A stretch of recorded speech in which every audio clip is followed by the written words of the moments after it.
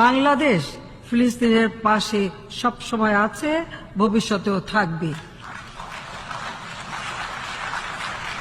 যেদিন একমাত্র প্রধানমন্ত্রী হিসাবে, মুসলমান দেশদের প্রধানমন্ত্রী হিসাবে প্রাইম মিনিস্টার জননেত্রী শেখ হাসিনা ইসরায়েলের প্রতিবাদ করছিলেন এবং ফিলিস্তিনের পক্ষে কথা বলছিলেন, সেদিনই আমি বুঝছি যে আমেরিকা এবং আপনার ইসরায়েল বা এই ধরনের ইন্টারন্যাশনাল ষড়যন্ত্র। কারণ আপনি খেয়াল করে দেখেন, কোন মুসলমান দেশ শেখ হাসিনার মতো স্ট্যান্ড নেয় নাই। এবং আমাদের কথা হচ্ছে যে দ্রুত এই যুদ্ধ বন্ধ করতে হবে, আর প্যালেস্টাইনবাসী তাদের ন্যায্য জায়গা তারা যেন ফেরত পায়।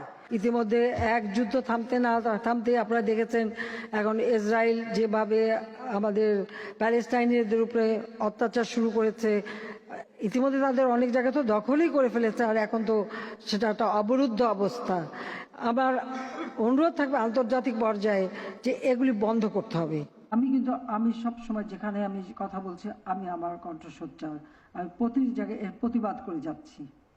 কারণ প্যালেস্টাইন আবার তারা তাদের আরব ভূখণ্ডে তাদের জায়গা তারা পাবে, এটা তাদের অধিকার। যারা অনেক সময় মানবতার এত কথা বলে, কিন্তু এ সময় অনেকেই চুপ থাকে কেন? আন্তর্জাতিক বহু সংস্থা এখন আর কথা বলে না কেন? সেটাই আমার প্রশ্ন। যাক, আমরা প্যালেস্টাইনি ভাইদের সাথে সবসময় আছি, আমাদের সাধ্যমতো সব রকম সহযোগিতা আমরা অতীতেও করেছি, এখনো আমরা করে যাচ্ছি, এবং এটা আমরা অবশ্যই করে যাব। এবং ইসরায়েলের এই ঘৃণ্য যে আক্রমণ, তার আমরা তীব্র নিন্দা জানাই। I call upon all parties to ensure humanitarian access and an immediate ceasefire in Gaza.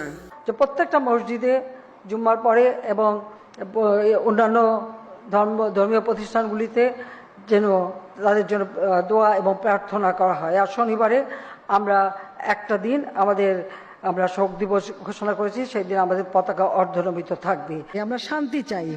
বাংলাদেশের পররাষ্ট্র নীতিমালা অত্যন্ত স্পষ্ট, সকলের সাথে বন্ধুত্ব, কারোর সাথে বৈরিতা নয়।